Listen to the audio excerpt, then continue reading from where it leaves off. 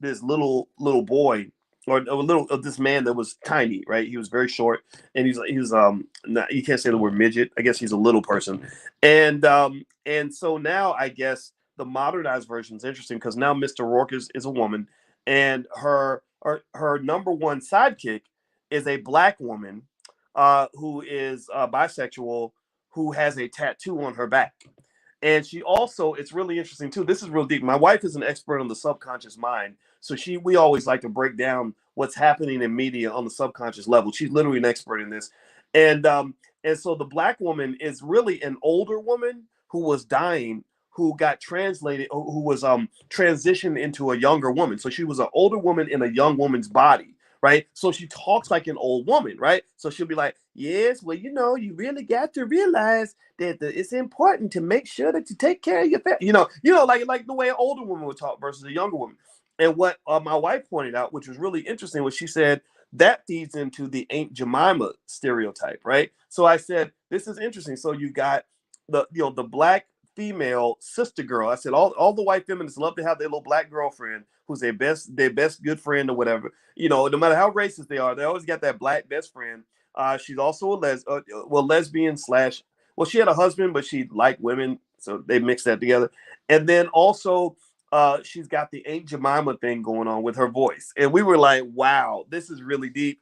And I don't even know if they even thought about all these things when they created the character in that particular way. But she literally talks like an old woman, right? And it goes back to the plantation of that comfort that the white female had with that old Aunt Jemima black woman who they love like a relative, right?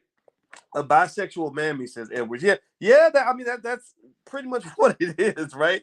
And I no disrespect to anybody that's bisexual. I'm not judging that at all. I really don't care. In fact, actually, if you want to know what Dr. Anderson feels when it comes to issues like gender and sexuality, he sees those as I think he calls those horizontal issues, right? Which basically these are things that we should put to the side to make sure we're black first. You start with blackness, and then you can go into the little pockets and categories. But you start by saying, let's look for the things we have in common. Okay, we're all black. We all have a common threat. We all have a common issue to deal with, which is racism, white supremacy, whatever you want to call it. At that point, it's going to take me a while before I start asking you what your sexual preference is, or what religion you are, or what political party you voted for. I really don't care if you're Democrat or Republican. I don't care if you're Muslim, Christian, or Jewish. That's up to you. I don't really care what you do in the bedroom. That's between you and the person that you're doing it with. What I care about is the fact that we're black first, because that allows us to unify around something as opposed to finding reasons to divide, right? And that's where the B1 philosophy comes from. It says, let's be black first, and then talk about everything else. And if you read How the Jews Invented Hollywood, the book that I have all the students read in the Black Business School, which is a great book that really gives you a blueprint on how you build $1 trillion industry. I have a tremendous amount of admiration for what the Jewish community did when they built Hollywood. And I think it's a blueprint that black people need to study. And they talk about where these great big studios and this whole industry came from, MGM and Warner Brothers and all this other stuff. And one of the things that happened is I realized that in that community, they're as divided as we are in a lot of areas. They have Eastern European Jews, which are kind of like seen as the lower class of the group. Then you've got Orthodox Jews, and then you've got the liberal Jewish community, and then you got conservative Jewish communities. You got business owners, then you have the writers and the people that were the hipsters or whatever. And they were divided. They were very divided. Particularly when it came to McCarthyism and basically where they felt like everybody was a communist, like they were looking for communism around every corner, like the boogeyman. And the Jewish community, like Jewish people, were turning each other in, saying, "Oh, I heard he's a communist," and it was kind of crazy. But one thing that was interesting to me was that when Adolf Hitler arrived on the scene and they saw millions of their own people being slaughtered, that's when they unified. They said, "Okay, look, we might be divided, but we've got this common threat, and we must unify around the defeat of this common threat." And so for black people, I see it the same way. You've got common threats, right? If you look at what, what happened in World War II was terrible, but what's happened to you is 100 times more terrible because your Holocaust have lasted for decades, right? It's centuries, actually. Slavery itself, 250-year Holocaust, right? far worse than it. The Middle Passage was a Holocaust, right? Half of you didn't even make it, right? 10 million, 12 million slaves, something like that. I gotta go look at the exact number. So millions of you died during the first Holocaust, which was the Middle Passage. Second Holocaust was 250 years. That's slavery, where you were born a slave and you died a slave. And then you had Holocaust of Jim Crowism, mass incarceration, and then whatever they're doing to you now. Where like they're doing something to you now, you probably just don't even know what it is. You won't find. Maybe your grandchildren will figure it out 100 years from now, where they're gonna somehow the lid's gonna be blown off of it, like the Tuskegee experiment, etc. And that's what feeds that healthy paranoia that you have. And it's natural because they have done things to you and they don't usually tell you when they're like, they weren't going to announce on TV that they were putting crack into your community. It took some journalists, some very brave people, some journalists, some politicians, some police people within the police department to actually blow the lid off that. If they had not done that, you would have simply said, my God, where did all this crack come from?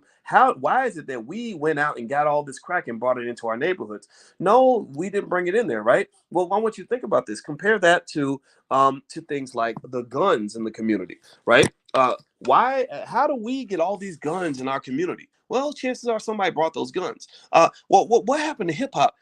How did we get to the point where all these rappers are promoting drug addiction to young people? Well, it's probably because there was a plan. Somebody made that happen, right?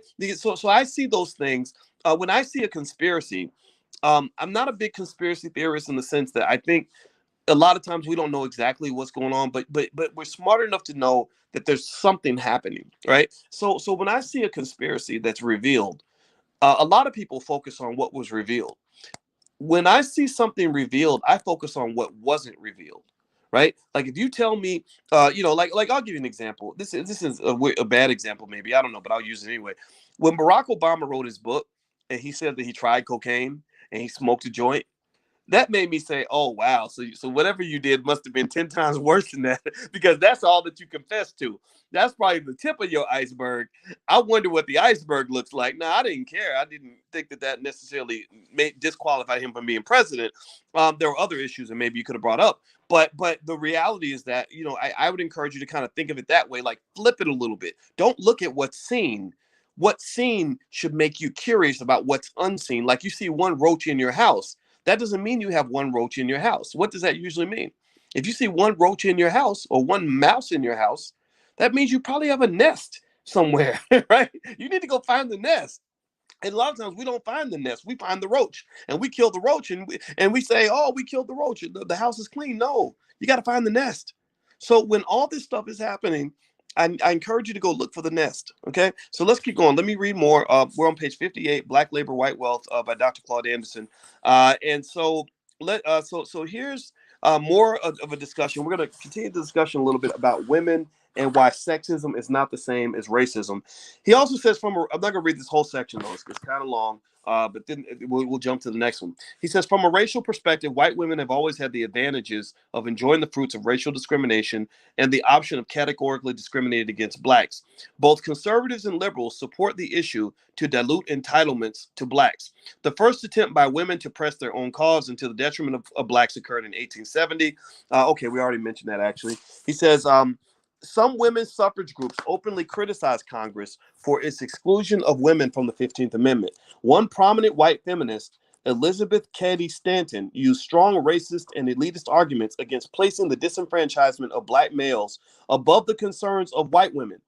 According to author Eric Foner, Stanton said, quote, think of Sambo, who does not know the difference between a monarchy and a republic, who never read the Declaration of Independence, making laws for Lydia Maria Child, Lucretia Mott, or Fanny Kimball. So basically saying that, that the black man is stupid. And why would you give these rights to a stupid black man when you're not even giving them to an intelligent white woman? That's basically what she's saying in that statement. He says racism is different from sexism. Wait, hold on. Let me see. Sorry. The feminist attacks attempted to drive wedges between black women and black men. Stanton spoke out in support of voting rights for white members of the sisterhood. Quote, the black women, she contended, would be better off as the slave of an educated white man than of a degraded, ignorant black one. So what she's basically saying is that the black woman is better off being a white man's slave than she is being next to the black man. Now, what that makes me think about is, see, here's the thing. There's nothing new under the sun. And this belief that we have that somehow America is this transformed society and that it's so much better than it used to be is nonsense. That is simply not true. I see examples all over the place where, where you have scenarios where uh, there's more respect for that white male boss than there is for the black man who's actually inside the house, right? And it's very subtle, and it's not the fault of anybody. It's not to blame black women or blame anybody, but a lot of the things that the family used to do are things that are now being done by the corporation and the state.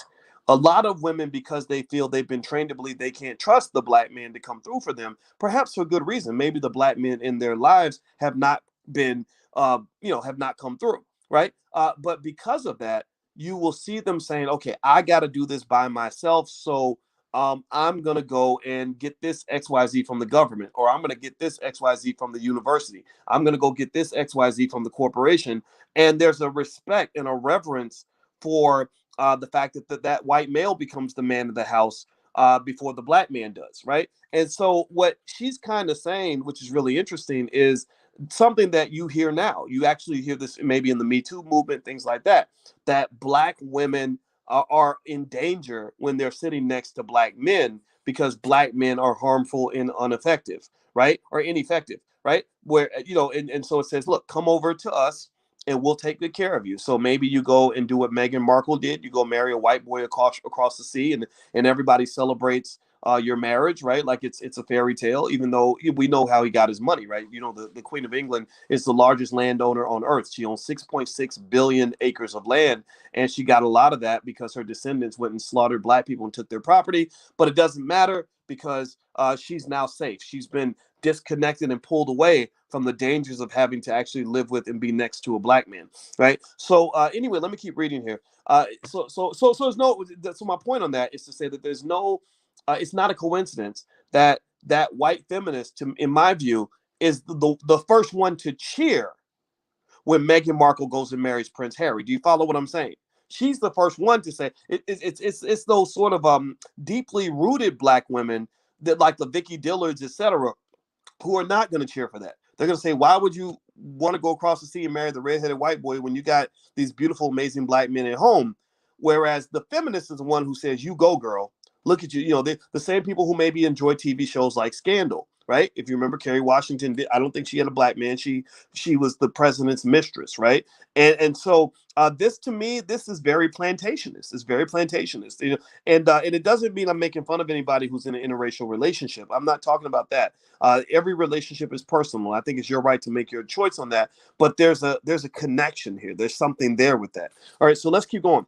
Racism is different from sexism in both intent and effect, as Sojourner Truth, a black activist, heroine, and feminist, aptly noted during the Women's Convention in 1851. After listening to white males discuss white women as a protected class, she dramatically rose to her feet and said, quote, that man over there says that women need to be helped into carriages and lifted over ditches. Nobody else ever helped me into carriages. And ain't I a woman? I would work as much and eat as much as a man when I could get it and bear the lash as well. And ain't I a woman? I have borne 13 children and seen them most all sold off to slavery. And when I cried out with my mother's grief, none but Jesus heard me. Sojourner Truth's point was that she suffered not because she was a woman, but because she was black. Had she not been black, she would have been in the same protected class with white females. Apparently, Sojourner's effort to draw the distinction between race and gender fell on deaf ears and continues to be intentionally misinterpreted. Feminists continue to compete against blacks. The issue of gender protection under the Constitution arose again in 1964, sorry about that, when a Southern congressman insisted that women be included in an amendment to the Civil Rights Act. However, equality of the sexes was a lesser concern than undermining the bill's power to help blacks. Racist conservatives rose up in support of the amendment. Representative George William Andrews of Alabama said, quote, unless the amendment is adopted, the white women of this country will be drastically discriminated against in favor of a Negro woman, end quote. So another myth, so he digs deeper and he talks about black feminism. And he says the popular feminist movement, this is number 7 on page 60 of Black Labor, White Wealth. The popular feminist movement has injured relationships between black women and black men. The sophisticated use of racism and capitalism has placed black women in a position of being a major competitor of black men for jobs, education, housing, and other services and necessary resources, end quote, said Haki Madhubuti in his book, Black Men, Obsolete, Single, Dangerous. Madhubuti explained the conflict between black men and black women, saying, quote, black women did not place themselves in this delicate position as a ward of the system.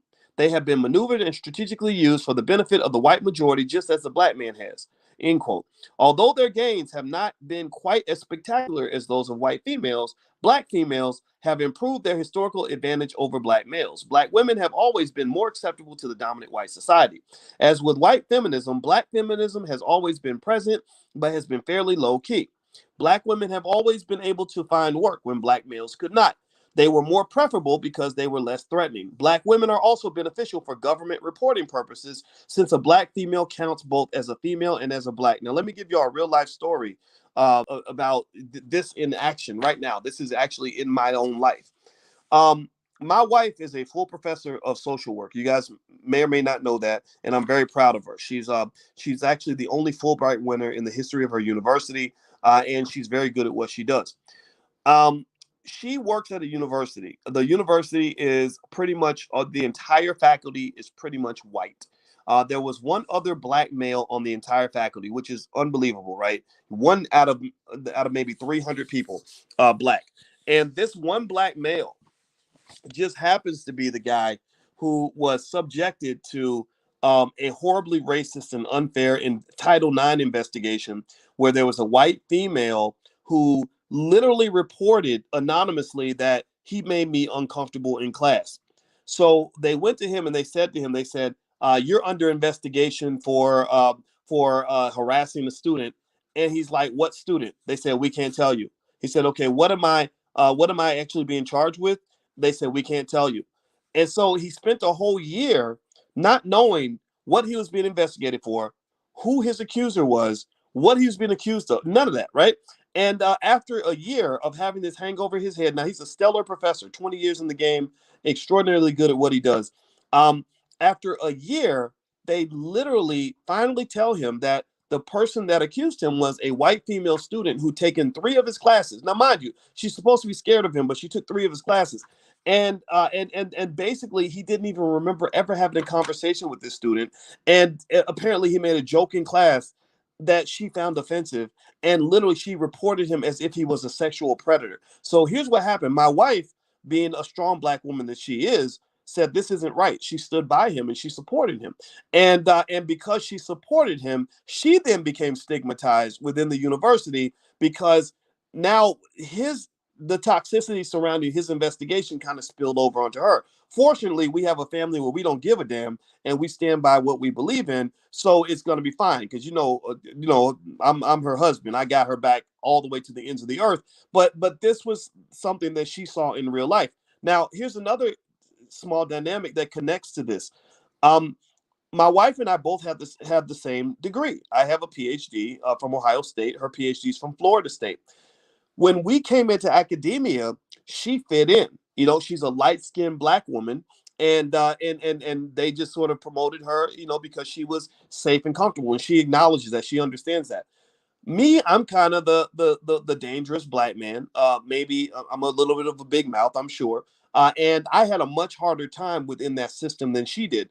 And so the only thing that balanced things out in our relationship was the fact that I realized pretty quickly that I did not fit in with Syracuse University. And it wasn't academically. I had better credentials than every single person on that entire faculty. I mean, my dissertation chair said, "Why are you going to Syracuse? You should be at a better school than that." I said, "That's just where I want to go." Right. So I had more credentials than the other people that were there. But because of the culture, it was the culture that led to the gap. Right. Now, I'm not mad about it. But what I can tell you, and this is where I'm getting at, is that the thing that saved me was when I said, "Okay, this isn't for me. I've got to create my own. I've got to make sure that I position myself so that no matter what they do to me, I've always got options. I've always got somewhere to go. I've got an emergency savings fund. I've got assets invested. I've got other streams of income. I've got my own business. I've got somewhere to go. So I came to my community really as safe harbor to get away from the racism that I was experiencing within academia. And it was sort of a thinking outside the box that allowed me to do that. What would have happened if I hadn't done that? If I hadn't done that, here's what would have occurred.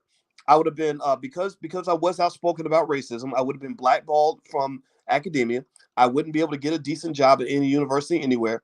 I'd be sitting around working maybe at some crappy community college, making a third of what my wife is making, and I'd be pissed off and bitter. And I don't even know if I'd be. I don't even know if I feel comfortable even being her husband, knowing that she's a high flyer in her field, and I'm over here struggling trying to do what she's doing. And the number one thing that my wife and I understand is that she ain't me and I ain't her. She's not the loud, crazy entrepreneur who's gonna go around the world and do all the stuff that I've done. And I'm not the person who's gonna fit into the environment that she's in. And it's important to have that kind of self-awareness, I think, as you creatively navigate your way through a system that really is built differently, or it reacts differently to the black man than it does to the black woman. The thing that allowed me to be in a position where I could be her equal, or or whatever, we're both doing well in our field, is because I knew her lane was not going to be my lane. I can't go where she goes because the only other black man that works on her campus, they're blackballing the hell out of him. They've treated him horribly. Right. I went to defend this man. I went to his hearing and I said, "What are y'all talking about? This doesn't even make any sense." So you're accusing this man of doing what? Nothing. And you're labeling him as some sort of predator because some white woman decided that she didn't like something he said in class, but yet she was so threatened, but she took his class 3 times. What the hell is that nonsense? Right. So ultimately what I'm saying to you is that your sons probably have a different path than your daughters. It doesn't mean that it's anybody's fault. It just means that if your son has any Boyce Watkins DNA in him, in terms of like the sort of kind of energy I carry, or the way I carry myself, and the no nonsense approach to things, you're not really going to fit into corporate America. You're not really going to fit into universities. You're not going to fit into dominant white institutions, because black men like me are a threat, right? We are a tremendous, tremendous threat. I totally get that. If I were a white man, I wouldn't want me around at all, because believe me, I will go into your institution. I will take over because I'm probably smarter than you, harder working than you. I'm absolutely fearless in what I do, and I'm going to rise to the top. So if I were him, I wouldn't want me in the house either. And your sons may have that same kind of energy, which means that you may want to make sure that, just as a general condition, every black boy in this country needs to learn how to start a business, and he needs to understand how to place his assets so that he is protected when things go wrong. It goes wrong a lot. And I don't know how that came out. I don't know how that sounded. I'm sure it wasn't politically correct, but I just don't care. I'd rather just give you the truth so you can do what you want with that information. But that is just one perspective. Feel free to add it to your own. So let's keep going. Let me keep reading here. In 1954, the income of black women surpassed black males, and the income gap has continued to widen. Black women could work, go to school, socialize, and breed with whites when black males could not. Slavery intentionally placed black women in matriarchal roles in order to dominate black men. Not only did such role reversals weaken the black family structure, they also placed the black female in closer physical and symbolic proximity to the white male. That's where you get shows like Scandal. White males' power position afforded them sexual access to black females. A white male with a black female mistress was an acceptable part of Southern life and was often part of the rites of manhood for young white males. That's where you get shows like Scandal. Black males who were forced into a status below the black female were totally powerless to protect black females, which right there is going to create some animosity between the black man and the black woman, because most women I know, they want to be around a man that can protect them. And so the black man must force himself into the issue, force himself into the conversation. And it's not going to be pretty. You're going to get some pushback. It's going to be ugly. Some women may actually resist that, but literally, I'll be transparent on this. I had to let my wife know from the very beginning, look, I'm a man. I am not no little boy. I'm not broken. I don't need to be fixed. I ain't here begging. I ain't showing up on my knees. I'm going to stand tall for this family, because I know as a man that there are certain God-given inalienable rights and responsibilities I have as a man. And that's what I'm bringing to that table. And we had to negotiate that, because as a black woman raised by a single mom, she saw her mother growing up as the superhero, kind of handling everything, right? So I had to have that conversation with both mamas. And you know what happened? When I emerged as a man, that relieved them, that took the weight off their shoulder, where they said, okay, we've got somebody here who is claiming manhood. Like the black man to me is like the prodigal son, where we're coming back home. You know, like daddy's home now. You know, and I really feel like in this generation, it's things are a little bit different. I really feel like in this generation, you're seeing that emergence of the strong black male voice, and I encourage everybody to kind of pay attention and to make space for that, right? And it shouldn't be a toxic voice. It shouldn't be somebody who's constantly thumping his chest and feeling like he has to dominate everything. The women are very capable and very strong, and being a strong black woman is not some sort of ugly liability. It does not. It's not, to me. It's not a flaw. I think it should be a badge of honor. But the downside of going too far, just like anything can, if you take too much of it, it can become toxic. The downside of it is, one, it makes black women tired as hell. That's what kills you. That's why you die earlier. That's why you get the heart conditions and all this other stuff, because you're carrying the whole weight of the world on your shoulders. And then two, if you're stepping too far into that space and not making room to kind of reconsider the world that you're living in, then it can cause conflict with men. When you meet a real man, like if you're determined to be that powerful in an overbearing way, then you probably don't need a man in your house. You probably need a little boy or a sex toy, because a real man is going to probably have a hard time negotiating that. But a smart man is going to understand the world he lives in and really renegotiate the relationship in a way where you can coexist. That's really, in my view, that's where the black power couple comes from, right? Where everybody acknowledges everybody's power, and you're sort of figuring it all out. So this is what white supremacy did. I think it kind of threw the gender roles off a little bit. And I'm not gonna sit here and pretend like my wife and I didn't have to have those hard conversations to get an understanding of, like, okay, how are two powerhouse PhDs going to operate under the same roof? And it takes a lot. I'm telling you. So that's why everybody needs to get therapy. There you go. All right, so let me keep going. Let's see. White males' power position. Okay, we already talked about that. Today, the rise of black sisterhood has the potential to be a divisive and destructive social phenomenon that could impede black self-empowerment. I don't think sisterhood's a bad thing, but let's see. Let's read more and see what's being said here. The black sisterhood here refers to black women who have indirectly joined with white males and white females to further depress black males. Oh, I can agree with that. Using black females to subordinate black males places the race where it was centuries ago. In slavery, female slaves were typically field drivers who set the work pace and tasks for male slaves. Though many worked alongside the male slaves, they were usually given the easier management jobs, supervising children's crews and trash gangs. Within the household, black females were typically the surrogate overseers of the entire yard staffs, as well as slaveholders' young children. The black female's advice was sought and accepted in family and household matters. Up until the civil rights period, the black female's domestic authority was exceeded only by the white master and the mistress. So this is interesting, right? This really, I mean, I encourage you to think about what Dr. Anderson is saying here. We're on page 61 of Black Labor, White Wealth. I want you to take what he's saying here about how the plantation was run, and I want you to go look at the corporate plantation. And I want you to kind of think about examples where, at least I can remember as a black male feeling frustrated that, that, or not feeling frustrated, but kind of observing that, there would be women that had the access to the boss, right? But I couldn't get that same access, right? Because I'm not a woman, right? And it's not anybody's fault. It's just a dynamic that you have to be aware of and something you have to pay attention to. And so let me just keep reading. I'm not gonna comment too much on that. All right. So it says, within the household, black females are typically, okay, we already said, black males as a class were never granted the full social and economic options to play out the male role as head of the black family and household. More than a third of black males today are unemployed. Now, mind you, this is the early 90s when he's saying this. A third of black males today are unemployed, poorly educated, on parole, probation, or in prison, and have a life expectancy that is 20 years shorter than a white female and 10 years shorter than a black female. Black males are an endangered species. That has been the case historically. They were enslaved on a ratio of 2 to 1 for every black female. As far back as the 1840s, certain southern states enacted an annual $5 per capita tax on free black males in order to punish them for simply being black, male, and free. Let me read that again. As far back as the 1840s, certain southern states enacted an annual $5 per capita tax on free black males in order to punish them for simply being black, male, and free.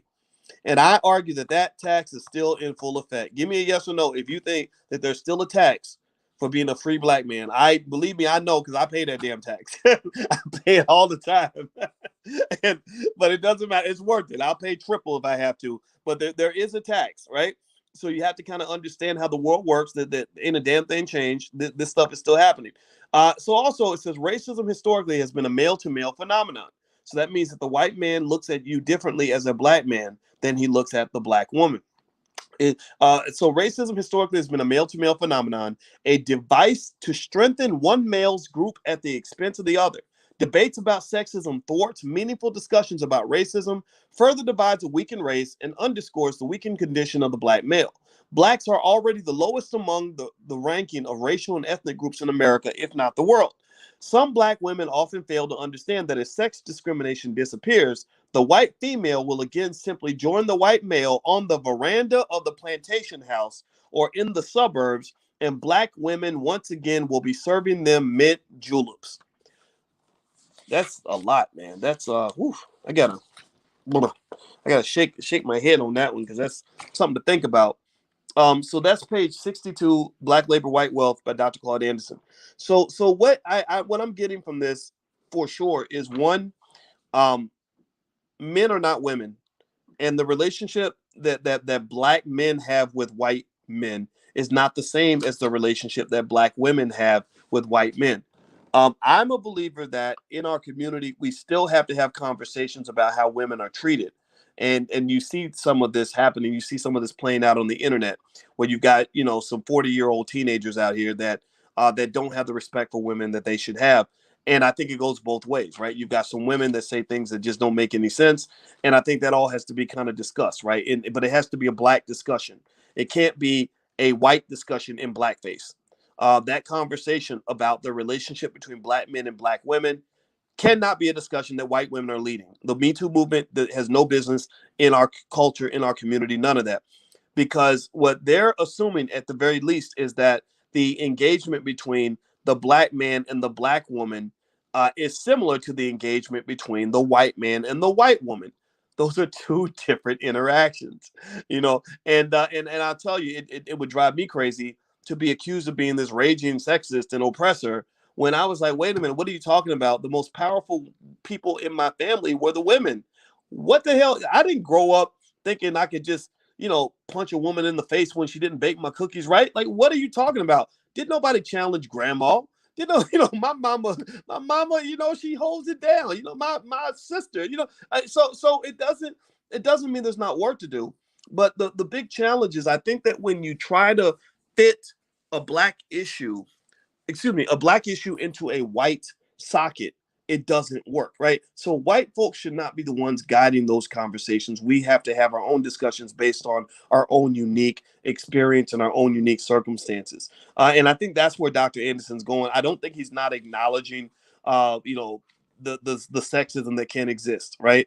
I would encourage, just on a specific level, if you're looking to have healthier relationships with the opposite gender, I would encourage you to take the time to listen, right? To hear frustrations of black men who are frustrated with certain black women, to hear women when they describe how they want to be dealt with and how they want to be treated and respected and things like that.